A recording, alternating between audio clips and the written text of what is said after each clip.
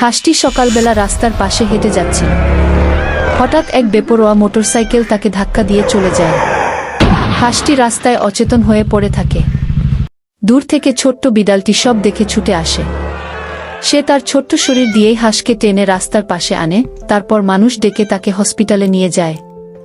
ডাক্তারেরা বললেন, এই বিড়ালটি সেদিন না থাকলে হাঁসকে হারাতাম। হাঁস বুঝল, সত্যিকারের বন্ধু বিপদের সময় পাশে দাঁড়ায়।